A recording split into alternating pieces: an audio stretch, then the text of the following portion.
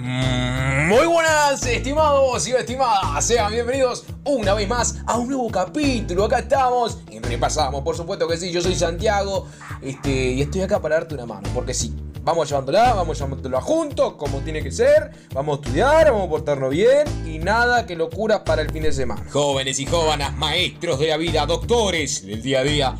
El día de hoy continuamos con contrato, como ya les dije, y bueno, con compraventa, claro está, porque es largo como esperanza de pobre. Y bueno, hay que terminarlo. Vamos a arrancar por el temita de riesgos, si te parece. Vamos, que vamos, compraventa, riesgo, pumba, vamos. Todos sin duda tenemos una idea general, o se nos viene algo a la cabeza cuando referimos a riesgos, ¿bien? O sea, todos tenemos una idea. Por ejemplo, yo tengo que entregar un auto. Posteriormente lo destruye un rayo, así de la nada cae, como siempre caen en los ejemplos doctrinarios, rayos por todos lados. Se incendia o me roban. Y bueno, ahí estamos frente a los riesgos. ¿Por qué? Hay que ver si el comprador está obligado o no a pagar el precio. Bien, como ya sabemos, el riesgo refiere a una imposibilidad del cumplimiento. O sea, que no se va a poder cumplir por X o Y motivo. Y sobre todo, debemos entender qué pasa con la obligación o la prestación de la contraparte cuando la obligación correlativa se extingue. Si se destruye fortuitamente, mi obligación se extingue, según lo establecido el 1549. Lo importante es qué pasa con la obligación del comprador. Yo como vendedor, según el 1549, si la obligación que yo tengo básicamente se extingue por caso fortuito, está todo claro. Sin embargo, ¿qué pasa con el comprador? ¿Tiene que pagar el precio o no tiene que pagar el precio? En materia de compraventa está previsto en el 1687 la respuesta. Pero comencemos por el principio, valga la redundancia, artículo 1557. Bien, si el auto que tenía que vender se destruye, ¿el comprador tiene que pagar el precio? Bueno, según este artículo sí. ¿Qué sucede si no tiene o si no tenía que entregar el auto, por ejemplo, y en vez del auto 10 kilos de trigo es lo que debo entregar? Bueno, como es una cosa genérica, sigo teniendo la obligación porque el género, como ya sabemos, nunca perece según el 1558. Es decir, entonces, entendiendo que el género nunca se extingue, siempre se va a poder entregar otra cosa de la misma calidad, claro está. De igual manera, en esta materia, el momento clave es lo que conocemos por la concentración. No es lo que estás haciendo ahora concentrándote, sino que refiere al término concentración como al momento en el que la cosa que se va a entregar es, por ejemplo, de género, es trigo. Bueno, cuando pasa ese género a ser algo más puntual, algo más determinado. Es decir, se va a identificar el trigo en bolsas, por ejemplo. Se va a entregar esos 10 kilos de trigo en 5 bolsas, supongamos, ¿bien? O sea, la obligación de género ya es cierta y ya es determinada. Y bueno, ¿qué pasa? Esto lo establece el 1557, inciso 1. Dicho inciso nos dice que tratándose de una obligación de dar, como lo es en el ejemplo que les acabo de presentar, su extinción por la imposibilidad de la paga no hace extinguir la obligación recíproca del acreedor. O sea, entonces, lo pasamos a limpio. Esos 10 kilos de trigo que se van a subdividir o separar en bolsitas, en 5 bolsas. ¿Bien? Entendiendo que era un género. Ese género se concentró ¿en qué? En el trigo en las 5 bolsas. Si, siguiendo este 1557, tratándose de una obligación de dar, como lo es, su extinción por la imposibilidad de la paga no hace extinguir la obligación recíproca del acreedor. Así que el acreedor, plácate, me va a tener que pagar. Ahora, otra pregunta. ¿Es posible establecer otra cosa distinta a la regulación de riesgos? O sea, pactar un régimen contrario. Y bueno, entendemos que sí, que es posible. Es más, el doctor acá en dicha transcripción lo aconseja establecer algo diferente a lo que dice el código. Por ejemplo, que se pacte que el riesgo lo soporte el vendedor. En caso contrario, el comprador va a tener que pagar, por más que no se le entregue la cosa. Y ahí cuando todos decimos, es una injusticia, si no le van a dar la cosa, ¿por qué se la van a cobrar? Y bueno, siguiendo lo que dice el código. Ahora, distinta es la materia de riesgos en cuanto o frente a una obligación condicional. ¿Qué queremos decir esto? Que una obligación que esté sometida o bajo condición. Esto lo vemos en el 1425. Bueno, ¿qué pasa entonces si se hace una obligación de compraventa bajo condición y la cosa se destruye? Ejemplo, yo te compro a vos un automotor siempre y cuando le den un trabajo, me den un trabajo en Artigas. Bien, acá hay una compra-venta bajo condición suspensiva. Esta es legítima porque yo te estoy diciendo, bueno, yo te lo compro, pero si al final consigo el trabajo aquel que quería y que tanto anhelo, que es allá por el departamento de Artigas, bueno, si yo lo consigo, joya. Porque el contrato de compraventa entonces no va a producir efectos hasta que se cumpla el hecho condicional previsto por los compradores. En este caso, vos y yo, obviamente, yo que te quiero comprar el auto, bajo la condición del trabajo de Artigas. ¿Qué pasa si la cosa se destruye? Bueno, ¿el comprador debe pagar el precio o no debe pagarlo? Si la cosa perece sin culpa del obligado, la cosa se extingue. Bueno, el comprador no va a pagar y el vendedor no va a entregar. No están obligados. ¿Por qué? No se olviden, momento de perfeccionamiento. No olviden ese punto, es muy importante. Estamos hablando de compra-venta, es decir, la entrega de una cosa a cambio de un precio.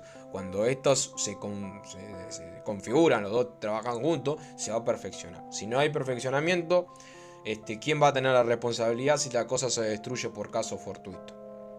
¿Quién la va a tener donde no hay perfeccionamiento? Y bueno, al final no va a tener que pagar nada porque jamás se volvió válido y eficaz el contrato, no se perfeccionó y la persona va a soportarla porque, siguiendo la teoría de Gamarra, el objeto no va a estar, por lo tanto no se van a poder obligar.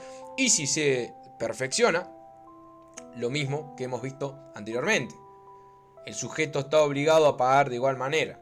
¿Por qué? O sea, el comprador va a tener que pagar igual. El vendedor no, porque no va a tener con qué ofrecerle. Pero la idea es esa, punto perfeccionamiento. Si se perfecciona el contrato es una cosa, si no se perfecciona es otra. Muy bien, jóvenes, habiendo hecho este repasito de los riesgos, vamos a ir a un tema denso, un tema picante. Vamos a ir a saneamiento, que no me sale la palabra. Saneamiento, claro que sí. Bueno, gente, comentemos el saneamiento en carácter general. Siguiendo textualmente a Gamarra, el Código Civil establece que las obligaciones del vendedor se reducen en general a dos. Bien, la primera sería la entrega o tradición, en el caso de la propiedad, cosa que ya hemos hablado, y la segunda, el saneamiento de la cosa vendida, según lo estableció el artículo 1686. El vendedor cumple con la primera de las obligaciones, que sería la entrega o la tradición, entregando la cosa debida. Bien, esto lo establece el 1458 y no otra distinta, porque si no, no tendría sentido. ¿Por qué se presentan estas dos obligaciones, entregar la cosa o la tradición y el saneamiento? Bueno, porque de nada le va a servir al comprador que se le entregue algo si luego se le va a privar ese algo. De nada te sirve a vos que yo te vendo un auto si resulta que el auto no era mío y después el propietario legítimo va a venir a sacártelo.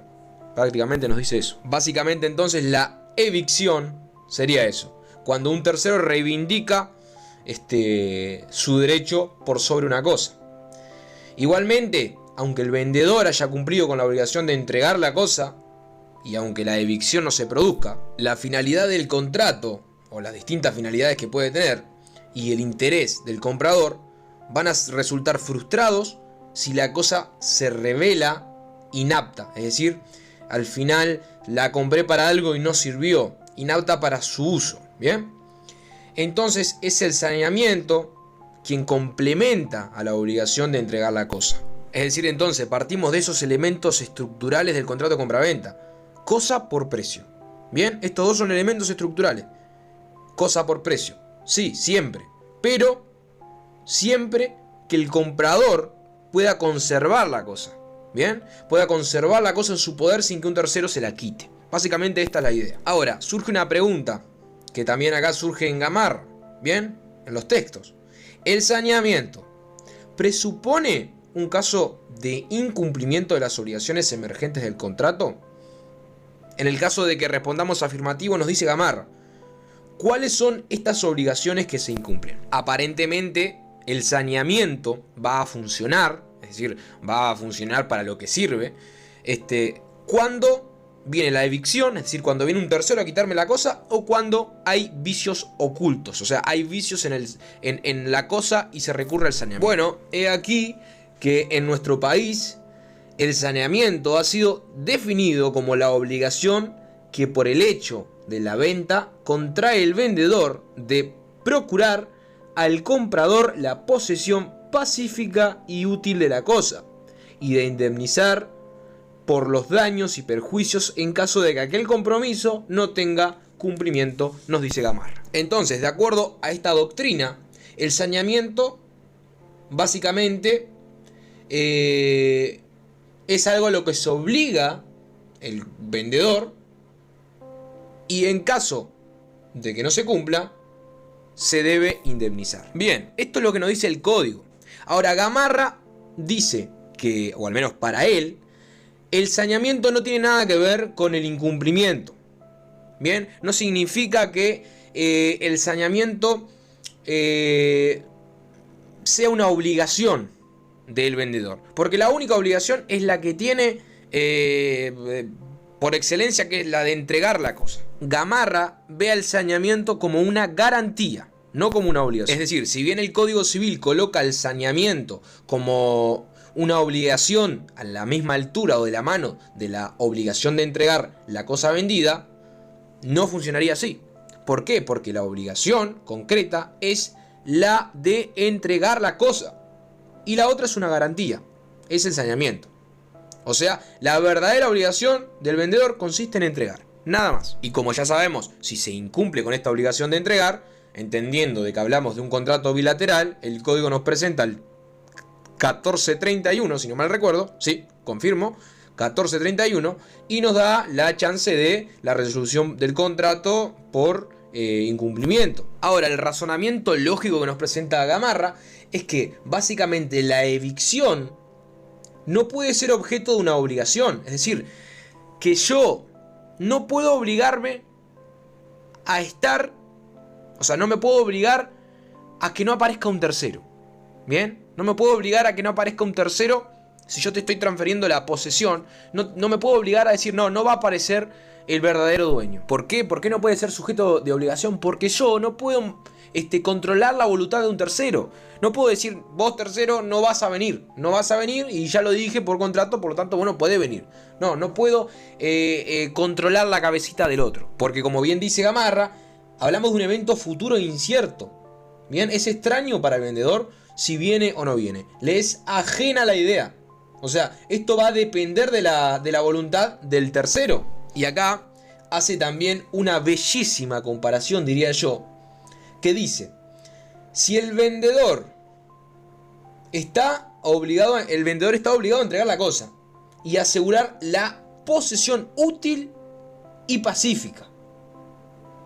La palabra asegurar nos va a recordar el contrato de seguro, nos dice él. ¿En qué sentido? En que la aseguradora no se obliga ni puede obligarse a decir no va a caer granizo. O sea, son cosas ilógicas, ¿se entiende? Por lo tanto, vemos al saneamiento como ¿qué? ¿Como qué? ¿Como una obligación? No, como una garantía. Garantía en el sentido de mañana viene el tercero. Bueno, disculpa, vino el tercero, te la va a sacar porque está en su derecho de sacártelo. Sin embargo, yo soy garantía de que te voy a responder por los daños que se te pudieron haber ocasionado. Ahora, gente, ya habiendo tenido este panorama genérico sobre el saneamiento, vamos a enfocarnos, vamos a ir a saneamiento por evicción, vamos a ver si tenemos una noción en base a lo que ya mencionamos y a su vez extender dicho conocimiento. Como ya les comenté, frase a grabarse a fuego: de nada sirve que la cosa se entregue al comprador si un tercero lo priva de ella. Bien, entonces hay que obligarse a entregar la cosa, impecable. Ahora, hay que asegurar al comprador de una forma. ¿De qué forma? Bueno, de una posesión pacífica de la cosa vendida. Esto lo hemos mencionado ya. A ello es lo que tiende el saneamiento por evicción. O sea, sería este tipo de saneamiento que ya hemos mencionado, la aparición de un tercero. Pero ahora veremos qué característica tiene que tener dicha aparición, qué es lo que nos importa. El Código Civil define la evicción diciendo que ésta se produce cuando el comprador es privado de la cosa en todo, o sea, en el total, es decir, una evicción total, o en parte, y ahí sería una evicción parcial, por sentencia judicial, artículo 1697, por sentencia judicial, remarco, atención ahí, eso es importante, el supuesto de que se prive al sujeto de la cosa deja ya por sentado por hecho de que la cosa se entregó. Por lo tanto, la obligación se ha cumplido, ¿bien? Es decir, no se puede privar a un comprador que no es comprador. Porque, es decir, a un comprador que no tiene la cosa, porque no se le entregó, básicamente.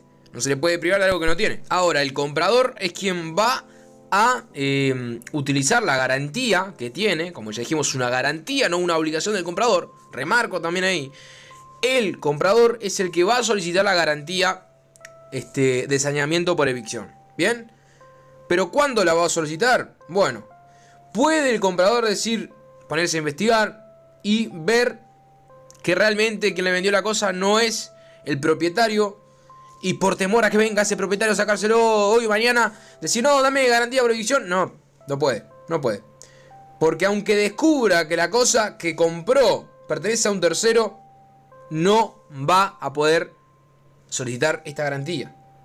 Tampoco va a haber evicción si el comprador inicia una acción contra el tercero. O sea, no va a haber una evicción si a mí que me venden y descubro que hay un tercero, yo voy a pelear al tercero y decir, no, yo soy el de la propiedad, que yo tengo, que más derecho que vos, y pierdo. Bueno, ahí ya se va a perder la evicción. Ya no va a poder responder a quien le compré.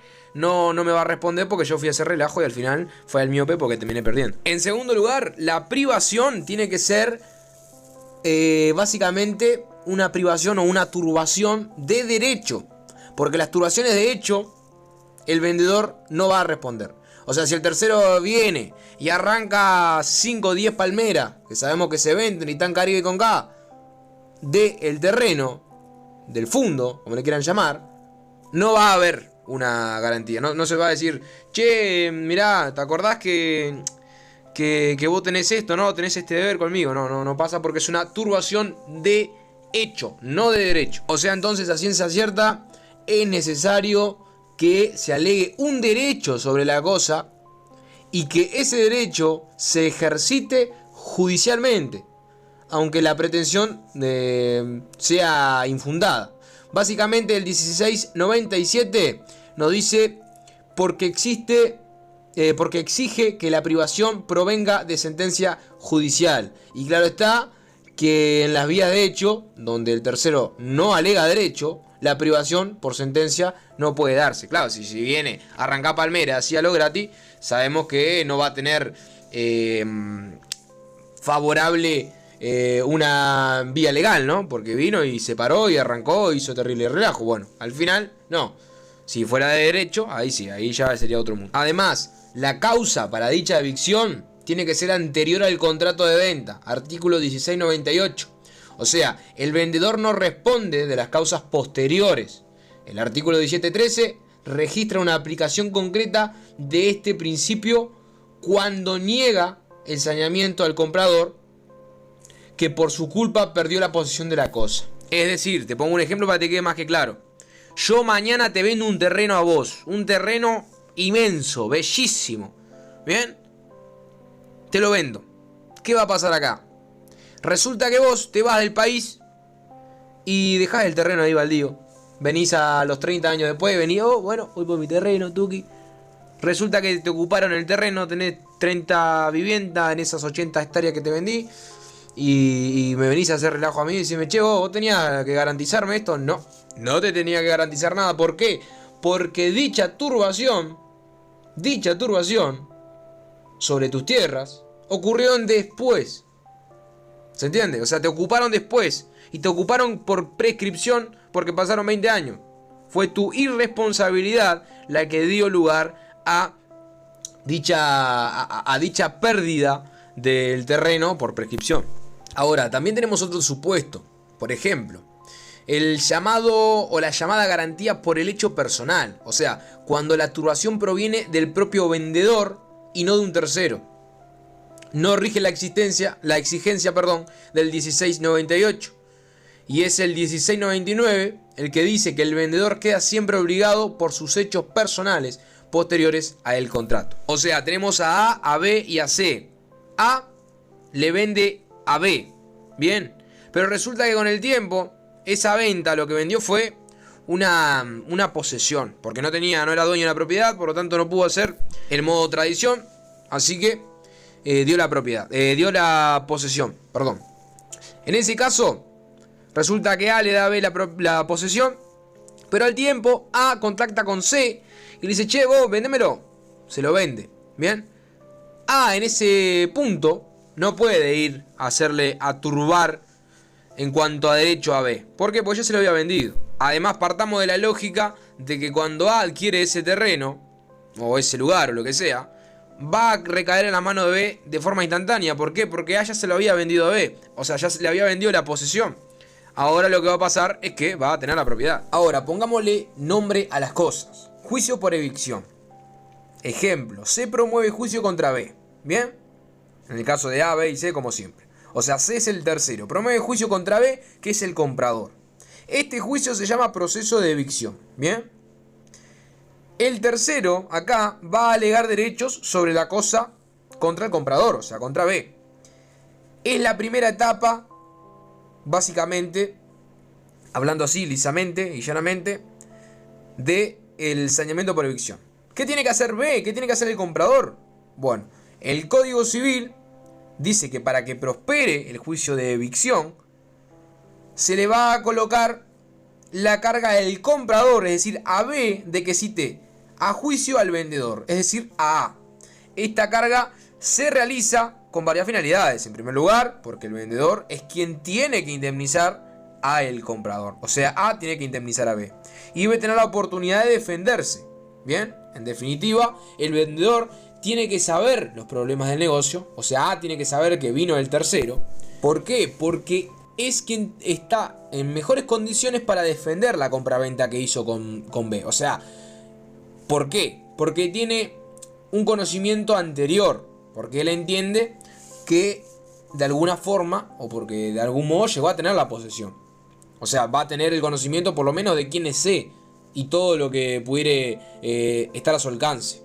La segunda fase entonces es la citación que hace el comprador al vendedor, B a A. Es una carga, como ya lo dijimos. Si no lo hace, va a perder la garantía. O sea, si B no cita a A, marchó.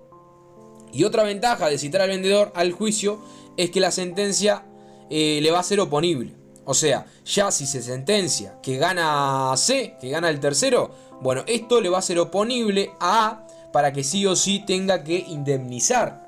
O sea, tenga que garantizar todo esto que hemos hablado a B. Así que entonces veámoslo de forma esquemática, ¿bien? Presupuestos para que se verifiquen, el saneamiento por evicción. El primer presupuesto es que haya sido entregada la cosa al comprador, ¿bien? El segundo, básicamente, que venga una perturbación de derecho, ¿bien? El tercero tiene que ser una turbación actual, básicamente que sea una amenaza que se le esté viniendo al patrimonio de B o sobre el bien que tiene B. El cuarto, como regla de la causa de la evicción, básicamente que tiene que ser anterior al contrato de la compraventa, como ya lo hemos visto. Como quinto, la privación se produce como consecuencia de la sentencia judicial ejecutoriada. O sea, que tiene que estar básicamente la sentencia, o que tiene que tener una calidad de cosa juzgada.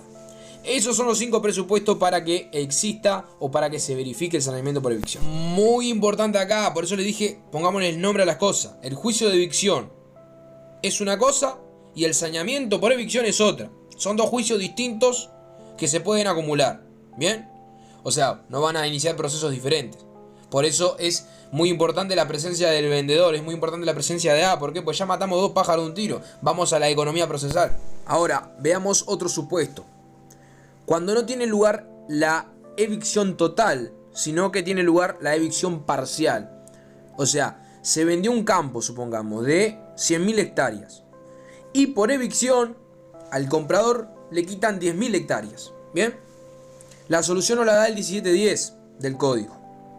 Básicamente nos dice que le da la opción al comprador de que si la cosa evicta es de tal importancia que le hace perder o sea, supone de que este no hubiese contratado si hubiese perdido esas 10.000 hectáreas, el comprador ahí va a poderle decirle, o sea, B le va a poder decir a A dos cosas. Primero que nada, o pedir una indemnización o rescindir el contrato.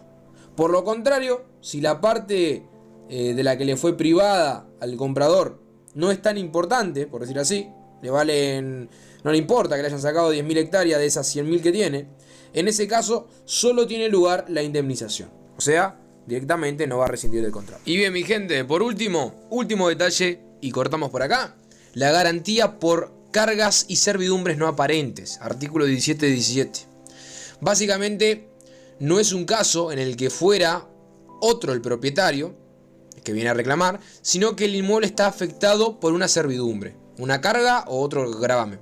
En ese caso, el comprador puede pedir evicción por saneamiento y, bueno, debe tratarse de servidumbre o carga no aparente y que no haya sido declarada en la escritura pública. En ese caso, el comprador puede optar por la rescisión del contrato o por la indemnización. Los remito a la lectura del 17-17 para profundizar en este último detalle. Y nada más, mi gente, por acá terminamos, lo dejamos, claro que sí. Espero que te haya servido, que hayas entendido.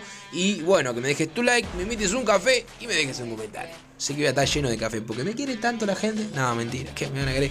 Tengo una sed bárbara, vamos arriba, che, páguense un café.